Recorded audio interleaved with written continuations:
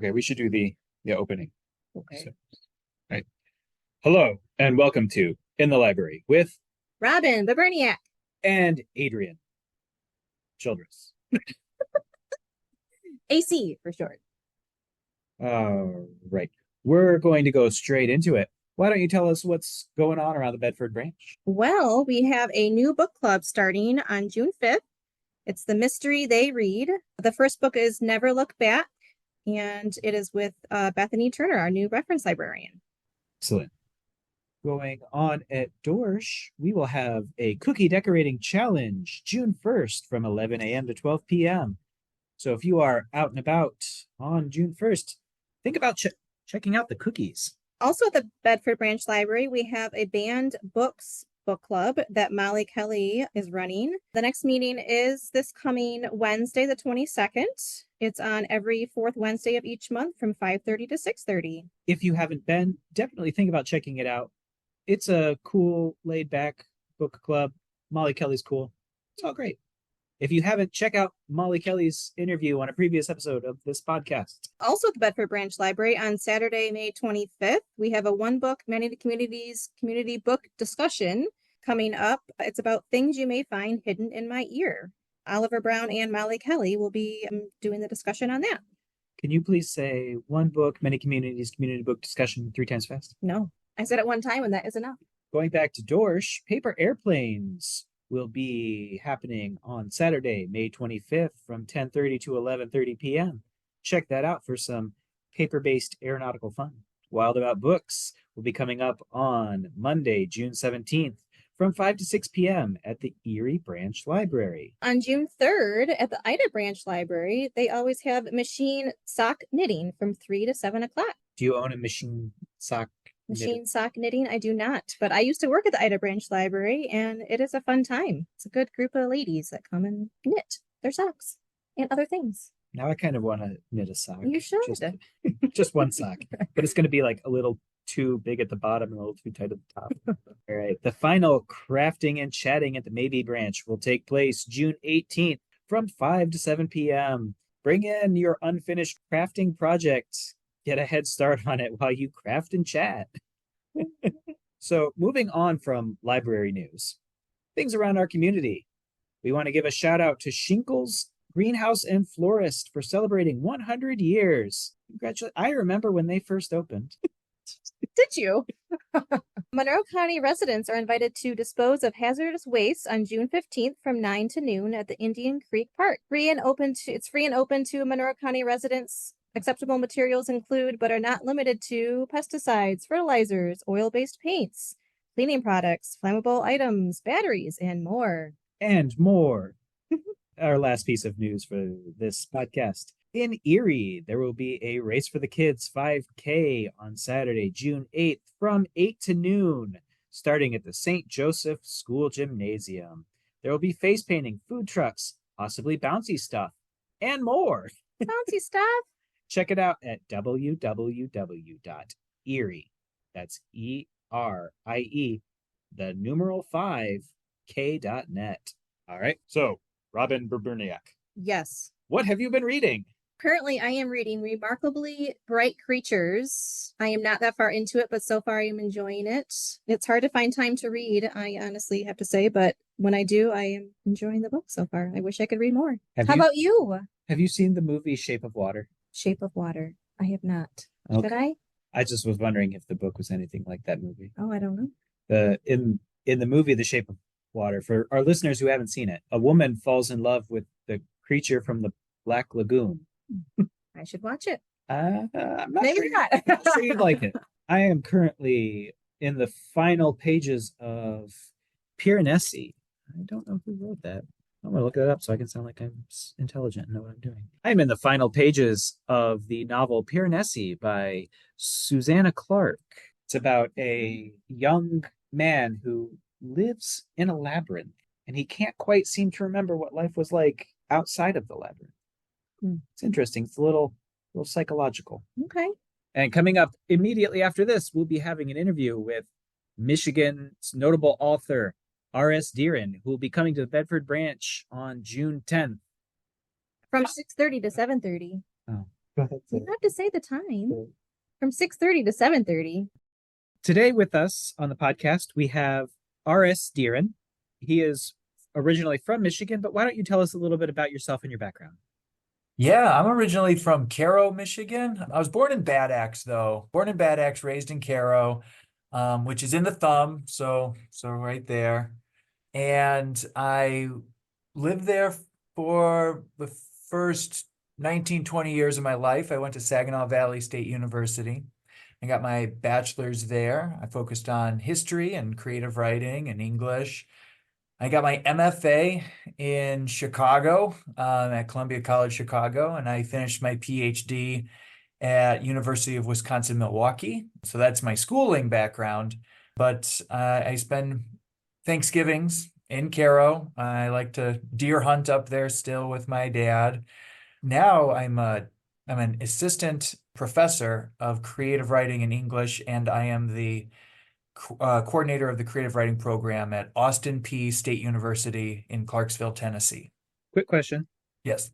Did you take the last train to Clarksville? It's funny, the monkeys have actually talked about this Clarksville, and they're like, no, it just fit really well.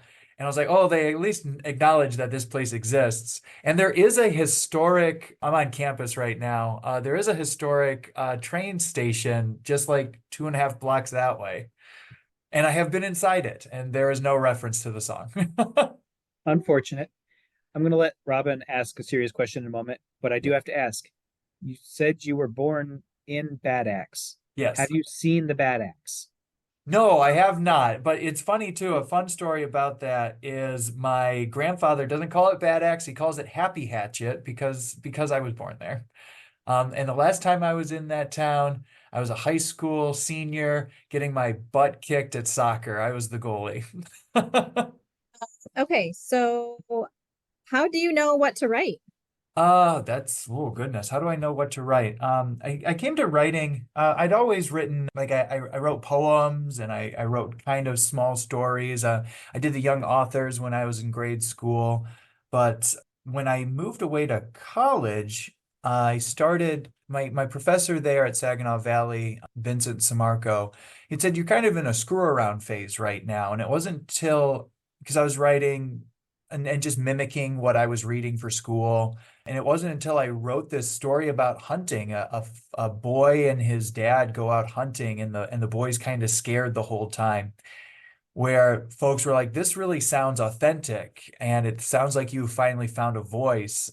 And I started reading a little bit more. I started reading the works by Bonnie Jo Campbell, who's a Kalamazoo writer, Comstock writer. And in grad school, I started reading a lot more working class writers. And I found that there was so many working class stories about Detroit or the west side of the state or the South or the older 1930s Depression era stories. And there wasn't any literary fiction about the thumb of Michigan. And I felt like, I still have friends and family there, and their stories deserve to be told. So that's really where Enough to Lose came out of. Awesome. Follow-up question to that, because you mentioned that you go hunting or you go hunting with your father. How much of your book did you just pull from your own life versus how much did you make up? That's a great question. So the title story of Enough to Lose is the first story that I started thinking about writing, and it was during the Great Recession. I was mowing the lawns of bank repossessions.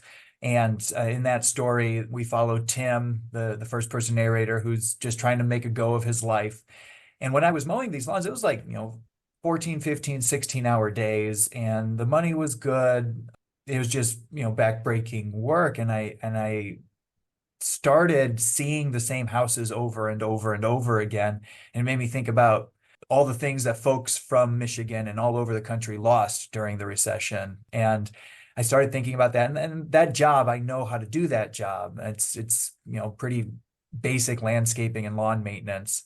I have a hunting story in there. I have resales. There's a lot of odd jobs that I'd had over the years, or a lot of gigs that I had done.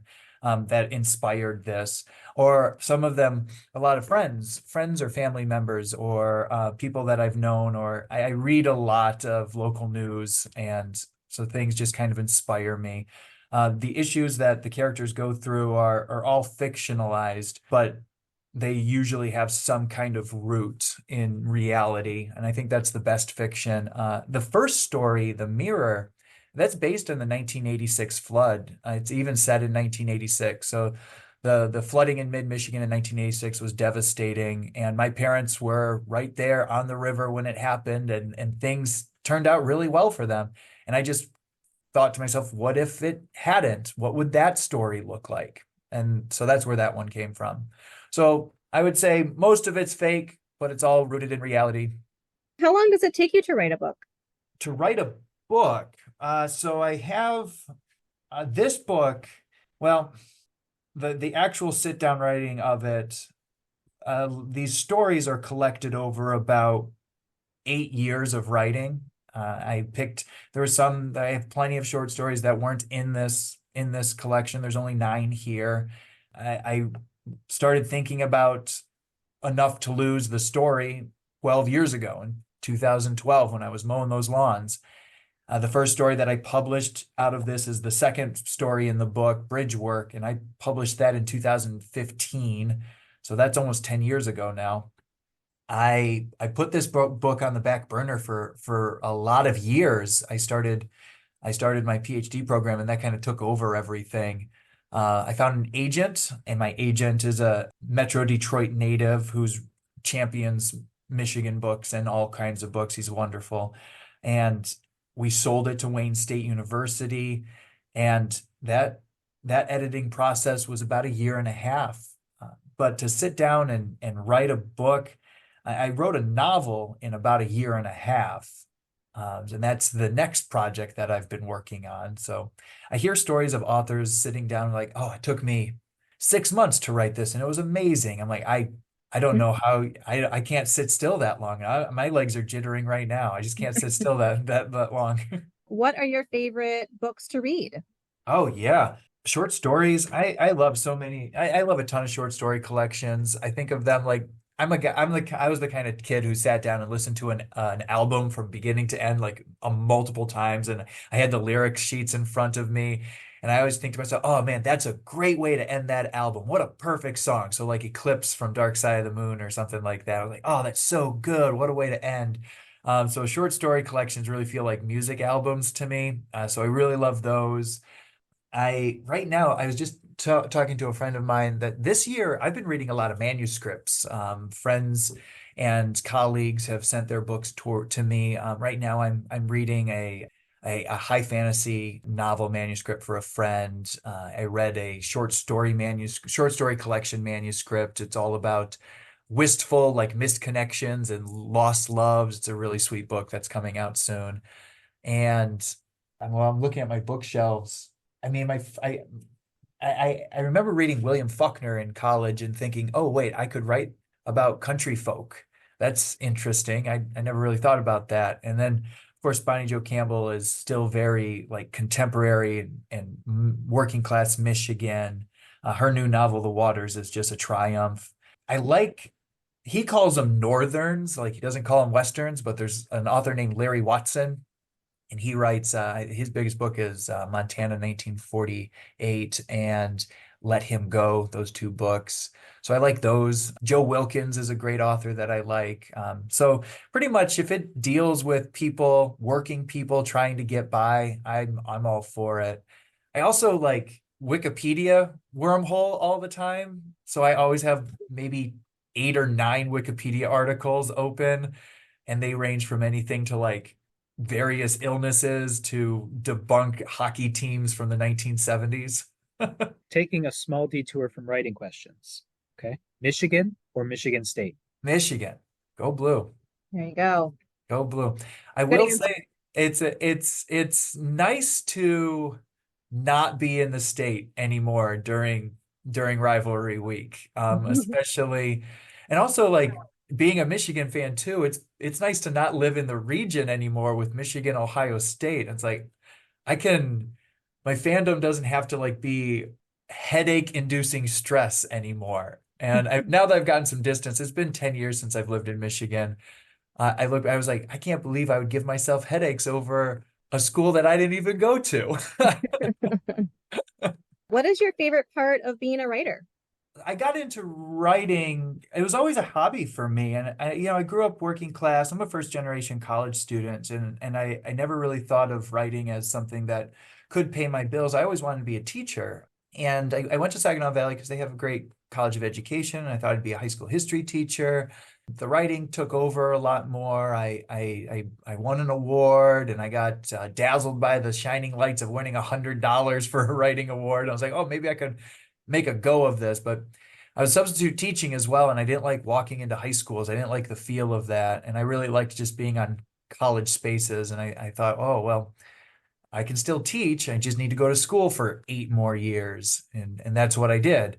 So the best part about writing is that I love doing it. It's always just been a fun hobby, a part of me that allows me to see the world I need to see it. And that's kind of why I love fiction is, earlier y'all asked me how much of this is real, and it's mostly not real, but a lot of this stuff is rooted in reality, and it's just retooled in a way that helps me make sense of it.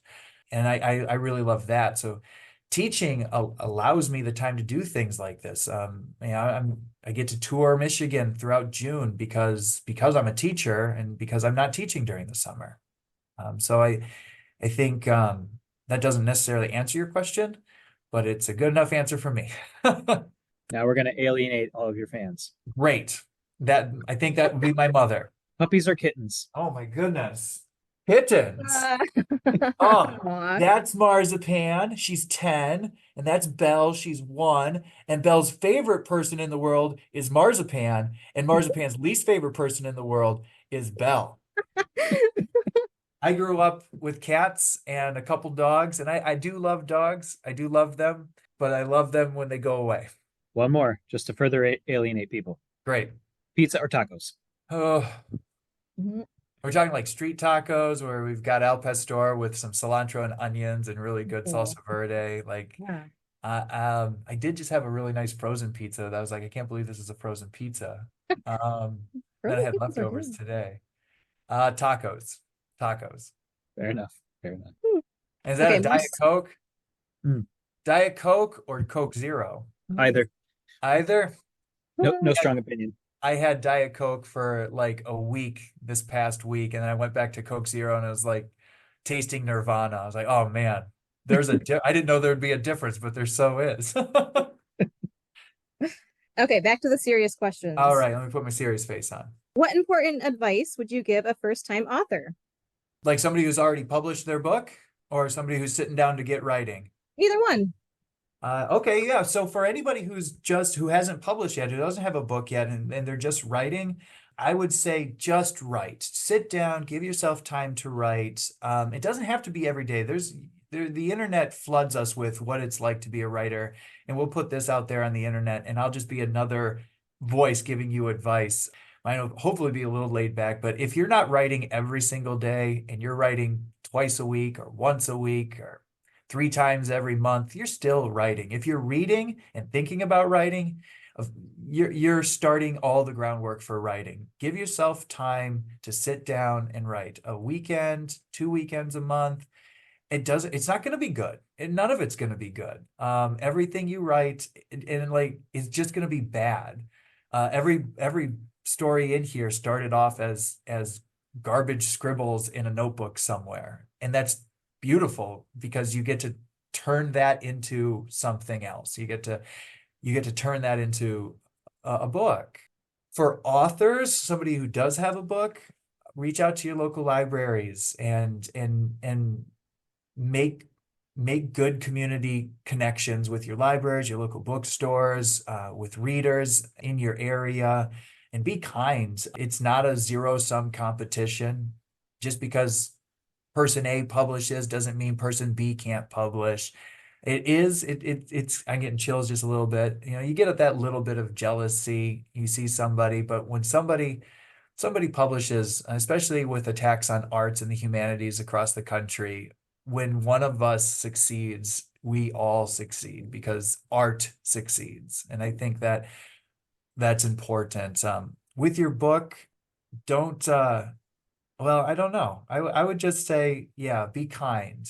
Be kind, and folks are going to gravitate towards you. Don't foist yourself onto people. Just lay the groundwork early. Okay. How do you handle writer's block? Yeah, that's a great one. I used to get it really, really bad. And so now I have a couple things that I do. If I get writer's block, usually because my inner critic is too forward in my brain. And it's like, no, this has to be a certain way. It has to. And I start thinking that things must be a certain way for a story or a chapter or a poem. I stop, and I usually will stop writing for the day, and I'll read. I'll go into some reading that I'm enjoying, any of the stories that I like, and I take notes on what they're doing quite well. And then when I come back to writing, I don't come back to that thing that stopped me. I go back to something completely different. And if I'm able to, I switch genres. So if I'm really, really frustrated with a poem, I go and I read some poetry, and then I come back and I tool away at a chapter in a novel, or I start an outline for a short story. I just have a bunch of different projects that I get excited about. It's kind of like, you've got a buffet, and you don't want to just go to the buffet and just get like slices of pizza. You want to get a bunch of different things, and so you don't get bored, and you don't feel like you're in a rut. So yeah, I have a lot of different projects that I work on. I do want to ask, do you have anything prepared that you would like to read for our listeners, a page or two, or anything like that? I don't, but I can read something. Let's see here. How about how about from the book? How about from Enough to Lose? I'm going to read.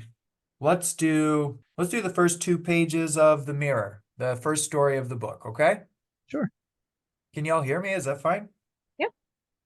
All right, cool. So this is the first story of the book. It's called The Mirror. The river crested 10 feet too late, so there'd be no saving the house. FEMA had designated the land between the river and the house Zone A with no base flood elevations determined, which meant that in the grand plan of putting houses where people wanted them, but not necessarily where nature would tolerate them, it was legal from the county's perspective to build. Go ahead, said the surveyor. At home on the banks of a lazy river, said the realtor. You've always wanted your own place to fish, Jackie Chubbert said to her husband, Chubbs. It was all she needed to say to convince him to buy. From an insurance perspective, no base flood elevations meant no flood coverage, which meant no claim, which meant that the new carpeting the Chubberts had just laid, the pots and pans from the wedding registry, and even her mother's ottoman, the same one Jackie used to sit on as a kid when she'd listened to the Tigers game on the radio while her mother drew a diamond on a napkin to track each hit, were all nothing more than memories floating downriver, waiting to be collected by scavengers and scrapped. That is, after the dam water receded. Earlier that week, the weathermen said to expect some light rain across Michigan's Thumb region, with more severe storms drifting to the south and the west over Detroit, Flint, and Saginaw. That was just dandy, Jackie thought.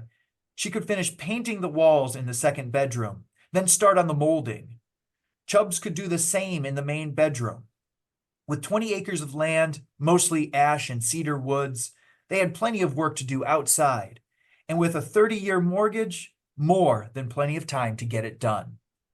30 years, Jackie thought as she finished outlining the door frame in eggshell white paint. They'd own this corner of paradise outright by the summer of 2016. She set the brush on the rim of the can and wiped sweat from her forehead. 2016 seemed unreal, too far away to fathom. She heard her husband across the hall grunting while he painted.